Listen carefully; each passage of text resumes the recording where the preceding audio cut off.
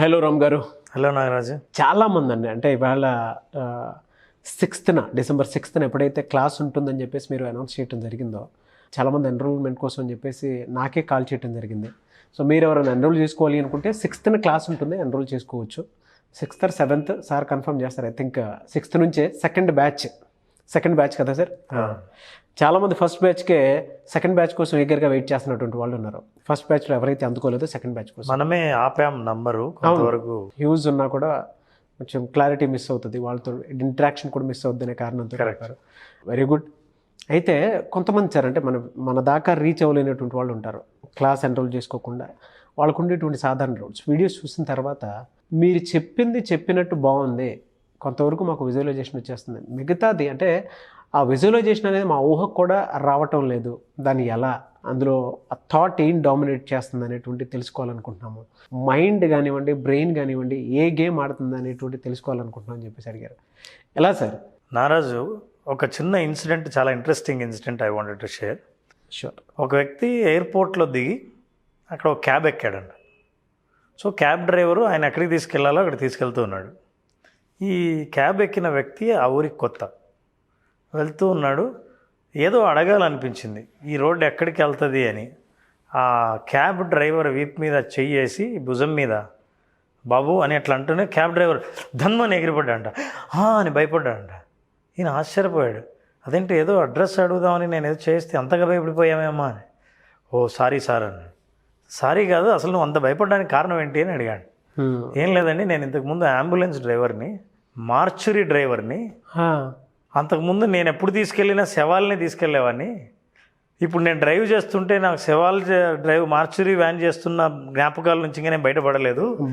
ఆ మార్చురీ వ్యాన్లోంచి ఒక చెయ్యి వచ్చి తాకితే ఎంత భయం ఉంటుందో మీకు తెలీదా? సో అందుకని అంతగా భయపడ్డాను. అంటే గతంలో చేసిన తన జాబు, తను చేసిన పనిని ఇంకా మర్చిపోలేదు క్యాబ్ డ్రైవర్ అయినా సరే. అట్లాగే మనల్ని కూడా గతం జ్ఞాపకాలు ఇప్పుడు ఎక్కడున్నా వెంట పడుతూనే ఉంటాయి. అవి తుడుచుకోకపోతే, శుభ్రం చేయకపోతే అవి మనకి ఎప్పుడు అడ్డంకులుగా నిలబడుతూనే ఉంటాయి. విజువలైజేషన్లో అదే క్లియర్ చేస్తున్నారు. అవును. Very good example sir. And చాలామందికి అది ఉంటుంది, గతం అనేది ఉంటుంది, దాంట్లోనే బతికేస్తుంటారు. అది భవిష్యత్తులో విజువలైజ్ చేయడానికి గతం అనేది అడ్డుపడుతుందన్న విషయం చాలామందికి తెలియదు. ఎస్. అందుకే వాళ్ళు విజువలైజ్ చేస్తున్నప్పుడు కూడా గతమే ప్రశ్నిస్తూ ఉంటుంది, ఇది ఎలా సాధ్యం, ఇది అవుతుందా, ఇది నీ వల్ల కాదే అని ప్రశ్నిస్తూ ఉంటుంది. బికాస్ ఇవన్నీ జ్ఞాపకాలు ఉండటం వల్ల వాటిని ఎలా క్లియర్ చేసుకోవాలి అనేది మనం మాట్లాడతాం. Okay sir. నాగరాజ్, ఇది చాలా సాధారణం, అందరికీ మొదట్లో జరిగే పరిస్థితే. బ్రెయిన్ ఒక మజిల్. మనం ప్రాక్టీస్ చేసే కొద్దీ జిమ్కి వెళ్ళినట్టు ఆ మజిల్ స్ట్రాంగ్ అవుతుంది. విజువలైజేషన్ కూడా అలవాటు లేకపోవడం వల్ల విజువలైజేషన్ కొత్తగా చేసుకున్న వాళ్ళకి పిక్చర్, ఇమేజ్ స్పష్టంగా రాకుండా ఉండొచ్చు. మనం 5 రోజుల సెషన్ ఎందుకు పెట్టామంటే ప్రతిరోజు వాళ్ళను విజువలైజేషన్ స్థాయిని పెంచుతూ వెళ్తున్నాం. ఆఖరి రోజు వచ్చేసరికి వాళ్లకు కావలసిన విజన్ని, ఇమేజ్ని క్రియేట్ చేసుకుని అద్భుతంగా విజువలైజ్ చేసుకోగలిగే స్థాయికి చేరుతారు. అదే ఉద్దేశం. సో ఆ జర్నీలో అలా ఉంటుంది. అయితే ఎంత ప్రయత్నించినా విజువల్ రాకపోవటం అనడానికి కొన్ని కారణాలు ఉన్నాయి.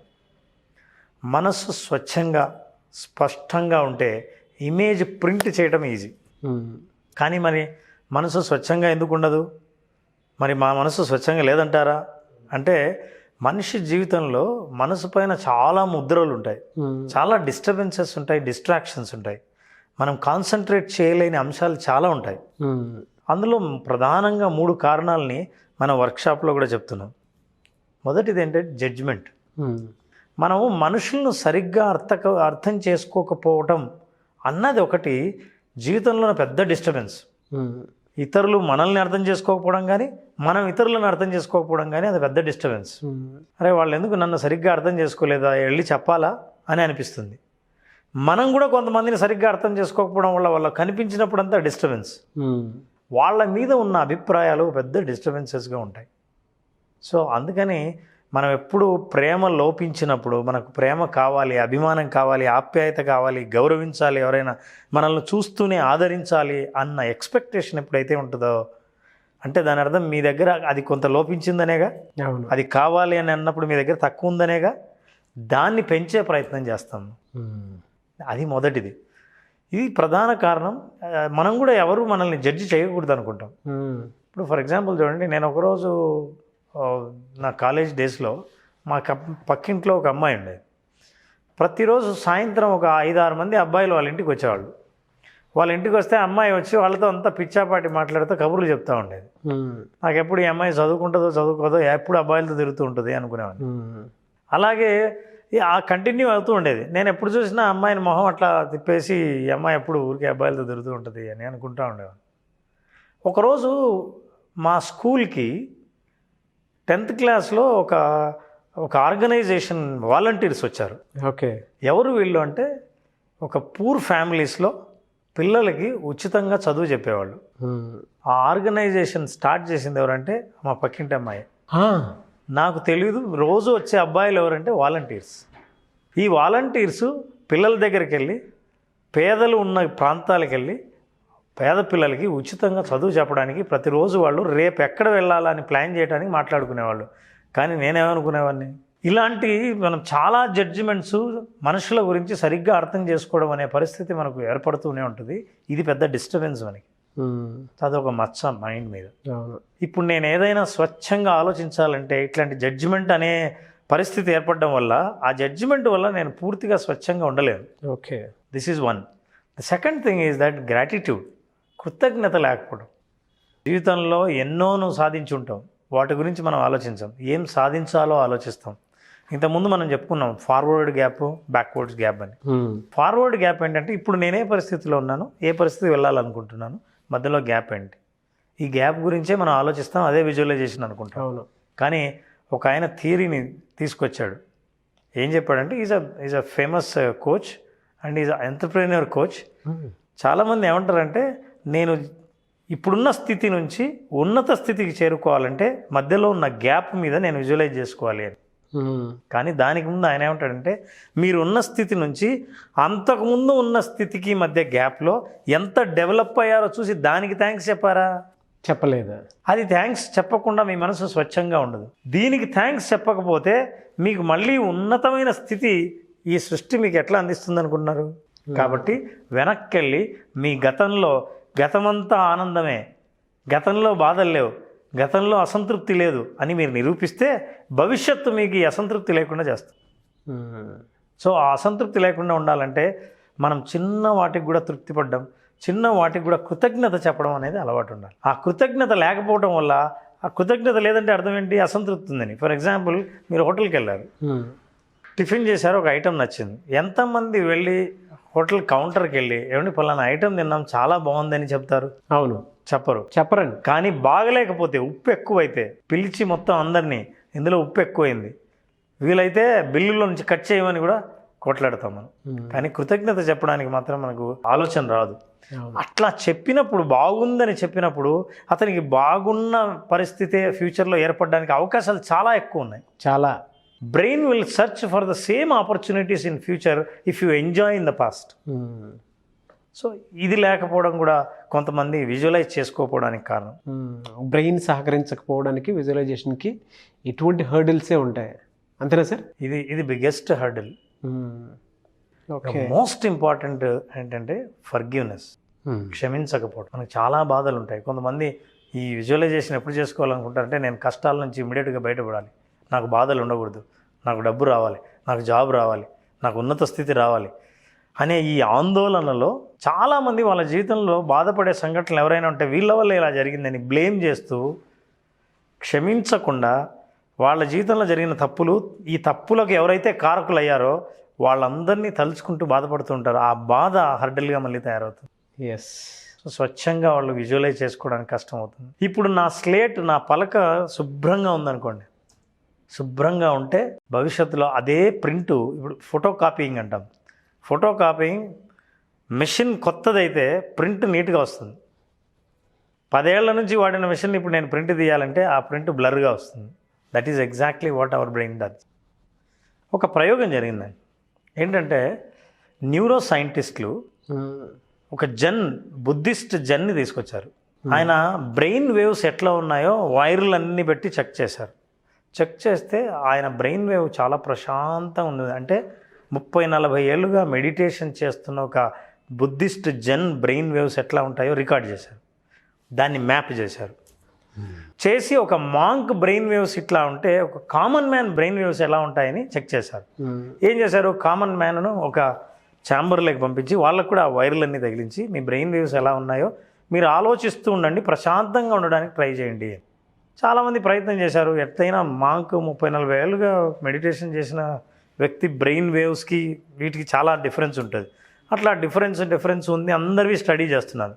ఉన్నట్టుండి ఒక మిడిల్ ఏజ్డ్ లేడీ ఆవిడని టెస్ట్ చేస్తున్నప్పుడు ఈ సిగ్నల్స్ టెస్ట్ చేస్తున్నప్పుడు ఆవిడ బ్రెయిన్ వేవ్స్ ఈ మాంక్ బ్రెయిన్ వేవ్స్కి చాలా దగ్గరగా కనిపించాయి. వాళ్ళు ఆశ్చర్యపోయారు, ఇంతకీ ఈవిడ ఏం చేస్తుంది అని. ఆయన అంటే సన్యాసి, ఈవిడ ఫ్యామిలీ ఉంది, మామూలుగా పని చేసుకుంటోంది. ఈవిడ ఏం చేస్తుందని ఈ స్థాయి సాధించిందని వెంటనే అందరూ గుమి కూడా ఆవిడని పిలిచారు. ఇంతకీ ఏం చేశావు క్యాబిన్లో, నీ బ్రెయిన్ వేవ్స్ మరి ఇంత స్థాయిలో ఆల్ఫా లెవెల్కి చేరుకున్నాయి అని అడిగారు. ఇప్పుడు ఆవిడ చెప్పింది, ఏం లేదండి, ప్రశాంతంగా కూర్చొని మీరు ఆలోచించమన్నారు కదా, కూర్చొని మా ఆయన అసలు దేనికి పనికిరాడు మా ఇంట్లో, ఆయన్ని క్షమించడం మొదలుపెట్టానంతే, అప్పుడు నా వేవ్స్ అట్లున్నాయని కూడా నాకు తెలియదు అన్నదండి. అంటే క్షమాగుణంలో ఉన్న అద్భుతమైన గుణం అది. True sir. అంటే మార్నింగ్ చాలామంది మీరు క్లాస్లో వీటికి సంబంధించినటువంటి ఎగ్జాంపుల్ చెప్పినప్పుడు జస్ట్ ఫర్గివ్ దెమ్ అని చెప్పేసి అన్నారు మీరు. ఒక్కొక్కరు ఏడ్చుకుంటూ కూడా వాళ్ళకు ఉండేటువంటి విషయాన్ని చాట్ బాక్స్లో పెట్టిన తర్వాత కూడా, అంటే మాకు విజువలైజేషన్ అందట్లేదని కొంతమంది మామూలుగా డౌట్స్ రైజ్ చేస్తారు కదా, అయిపోయిన తర్వాత మీరు ఎక్స్ప్లెయిన్ చేసి చెప్తున్నారు. కొంతమంది ఏడ్చుకుంటూ కూడా అడుగుతున్నారు, నాకు మీరు చెప్పినట్టు జస్ట్ ఫర్గివ్ చేశాను, నేను డైరెక్ట్గా వెళ్ళి కలవచ్చా, ఎవరైతే వీళ్ళని హర్ట్ చేశారో, ఎవరైతే వీళ్ళని బాధ పెట్టారో, ఎవరైతే వీళ్ళని నమ్మక ద్రోహం చేశారో, ఎవరైతే వీళ్ళని లైఫ్లో కొంతవరకు అంటే ముందుకెళ్లకుండా చేసినటువంటి వాళ్ళు ఉన్నారు. వాళ్ళు అక్కడ చాలామంది మీరు విజువలైజేషన్ కాన్సెప్ట్ చెప్పినప్పుడు రియలైజ్ అయినటువంటి వాళ్ళు చాలామంది ఉన్నారు. కానీ మళ్ళీ తిరిగి ఒక మాట కూడా అడుగుతూ ఉన్నారు క్లారిటీ కోసం అని చెప్పేసి. చూడండి, నేను ఫర్గివ్ చేశాను, ఇప్పుడు నేను కలిసి మాట్లాడొచ్చా, మళ్ళీ ఫర్గివ్ చేయొచ్చా అని చెప్పేసి అడిగినటువంటి వాళ్ళు ఉన్నారు. దానికి ఏంటంటే ఆన్సర్ చాలా ఇంట్రెస్టింగ్. అవును, మనం ఫర్గివ్ చేస్తే చాలామంది ఏమనుకుంటాం అంటే వాళ్ళకి ఏదో చాలా మేలు చేసామనుకుంటాం, వీళ్ళని వదిలేసామని. అవునవును. కానీ ఫర్గివింగ్ అంటే క్షమించడం వాళ్ళ కోసం కాదు, మీ మనశ్శాంతి కోసం. అవును సార్, వేదిక్ నాలెడ్జ్ కూడా ఒకటి చెప్తుంది, మీరు చేయాల్సింది మీరు చెయ్యండి అంతే, జస్ట్ మీ చేతిలో పెట్టేశాను, నా పని అయిపోయింది అని పక్కకు వచ్చేస్తే మనం ప్రశాంతంగా ఉంటాము.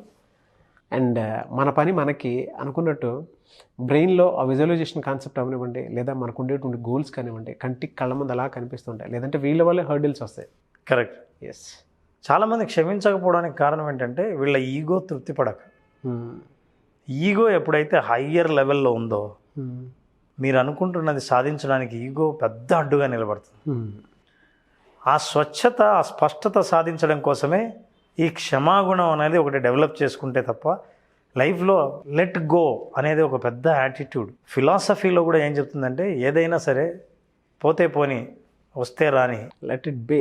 అలా అనిపించిందంటే మీరు ఒక ఉన్నత స్థాయిలో ఉన్నారని, ఇక మీరు అట్రాక్ట్ చేయడమే ఏదైనా సరే మనసులో అనుకున్నది. ఇది సాధ్యమే. ఈ 3 ఏవైతే ఉన్నాయో గుణాలు మనల్ని మనశ్శాంతి లేకుండా, ప్రశాంతంగా ఆలోచించనీయకుండా, విజువలైజ్ చేసుకోవడానికి అడ్డంకులుగా నిలబడతాయి. కాబట్టి ఈ 3టిని శుద్ధి చేసుకోవాల్సిన అవసరం ఉంది. మన వర్క్షాప్లో ప్రత్యేకంగా వీటిని మనం చేస్తాం. చాలామంది మీరు చూసే ఉంటారు. సీన్ అటెండెడ్ ప్రోగ్రామ్ అటెండ్ అయ్యాను. First batch very good response. So second batch గురించి చాలామంది ఎన్రోల్ కోసం అని చెప్పేసి చూస్తూ ఉన్నారు. 6th ఉంటుందో 7th ఉండే అవకాశం ఉంటుందా? 6th అండి. 6th. సో 6th నుంచి 5 days అది వర్క్షాప్. అందులో అసలు మనం చెప్పేద్దాం, అసలు ఏం చెప్తామంటే వర్క్షాప్లో విజువలైజ్ చేసుకునే ప్రాసెస్ని ఎక్స్ప్లెయిన్ చేస్తాం. విజువలైజేషన్ కావాల్సిన టూల్స్ అన్నీ ఇస్తాం. విజువలైజేషన్ను అడ్డుకునే కారణాలన్నీ తెలియజేస్తాం. ఆ కారణాలను తొలగించే ప్రయత్నం చేస్తాం. ప్రస్తుతానికి ప్రోగ్రామ్ అంతా అయిపోయిన తర్వాత, అంటే మనం ఇక్కడ ఆన్లైన్లో ఫస్ట్ టైం చేస్తున్నాం, కానీ నేను చాలామందికి పర్సనల్ కోచింగ్ చేసినప్పుడు ఈ ప్రాసెస్ అంతా అయిపోయిన తర్వాత వాళ్ళ జీవితంలో చాలా మార్పులు వచ్చి చివరికి ఈ ప్రపంచం మారినట్టు కనిపిస్తుంది. యాక్చువల్గా అంతర్గతంగా వాళ్ళ మనసు, అందుకే మనం ఈ సృష్టిని మార్చలేం, వీటిని చూసే దృష్టిని మార్చితే సరిపోతుంది. సో ఆ దృష్టిని మార్చే, ఆ పర్స్పెక్టివ్ని మార్చే ప్రయత్నం ఈ వర్క్షాప్లో చేస్తున్నాము. సో December 6th మీరు కనుక విజువలైజేషన్ ప్రోగ్రాంలో యాడ్ అవ్వాలి, ఎన్రోల్ చేసుకోవాలి అనుకున్నటువంటి వాళ్ళు స్క్రీన్ మీద కాంటాక్ట్ నెంబర్ కనిపిస్తుంది, దానికి మీరు ఎన్రోల్ చేసుకోవచ్చు. సెకండ్ బ్యాచ్ అది. సో బ్యాచ్లో మీరు ఎన్రోల్ చేసుకోవచ్చు. ఎందుకంటే చాలామంది ఫస్ట్ బ్యాచ్లో లిమిటెడ్ పీపుల్ తీసుకోవటం వల్లే సెకండ్ బ్యాచ్కి తీసుకోవటం జరుగుతుంది అనమాట. ఇప్పుడు ఆసక్తి కలిగిన వారు ఫస్ట్ బ్యాచ్లో మిస్ అయినటువంటి వాళ్ళు సెకండ్ బ్యాచ్కి ఎన్రోల్ చేసుకోవచ్చు. Thank you sir, very good response from the audience. And దాంతోపాటు విజువల్గా వాళ్ళు ఏదైతే మైండ్లో అనుకుంటున్నారో, హర్డిల్స్ ఏవైతే ఉన్నాయో వాటిని క్లియర్ చేసుకొని డైరెక్ట్గా క్లాస్లోనే డౌట్స్ అడగటం. కొంతమంది అయితే నేను ఫర్గివ్ చేశానండి, నేను ఇప్పుడు కొంచెం రిలాక్స్డ్గా ఉంది అని కొంతమంది లేడీస్ కూడా మాట్లాడటం జరిగింది. కొంతమంది బయట ఎక్కడో యూఎస్లో ఉండేటువంటి వాళ్ళు కూడా కనెక్ట్ అయ్యి మరీ మాట్లాడుతున్నారు. Very good response from the audience. Good job sir. Thanks to Suman TV for bringing everyone on the platform. అయితే ఒక చిన్న రిక్వెస్ట్ అండి, చాలామంది బుక్స్ కూడా ఎక్స్పెక్ట్ చేస్తున్నారు, విజువలైజేషన్ మీద బుక్ వచ్చే అవకాశం ఏమైనా ఉంటుందా అని చెప్పేసి. ప్రాసెస్లో ఉందండి, ఓకే, త్వరలో రిలీజ్ చేద్దాం. Thank you thank you so much Ram గారు. షూర్. చూసారు కదండి వీడియో. ఈ వీడియోపై మీ అభిప్రాయం కామెంట్ బాక్స్లో పోస్ట్ చేయండి. ముఖ్యంగా మీరు కనుక విజువలైజేషన్ క్లాసెస్లో ఎన్రోల్ చేసుకోవాలి అనుకునేటువంటి వాళ్ళు బ్యాచ్ వైజ్ ఉంటాయి. సో సెకండ్ బ్యాచ్లో కనుక మీరు అటెండ్ అవ్వాలి అనుకుంటే 6th నుంచి స్టార్ట్ అవుతుంది. థర్డ్ బ్యాచ్ ఎప్పుడైనా తెలీదు, డేట్ అయితే క్లారిటీ లేదు. ఎందుకు అని అంటే ప్లాన్ ఎప్పుడు చేస్తారో రామ్ గారు తెలీదు.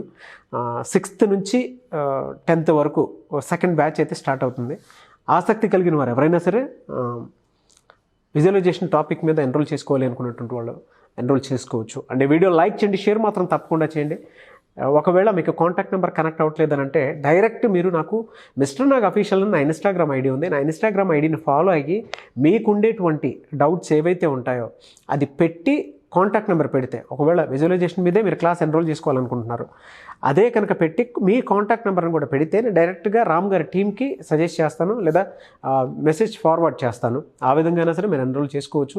నేను 24 hours అవైలబిలిటీ ఉంటుంది, మా టీం కూడా అవైలబిలిటీ ఉంటారు. మీరు నాకు ఇన్స్టాగ్రామ్లో ఏ మెసేజ్ పెట్టినా కూడా వెంటనే రామ్ గారి టీంకి అయితే ఫార్వర్డ్ చేస్తారు. ఆ విధంగా సరే మీరు అప్రోచ్ అవ్వచ్చు.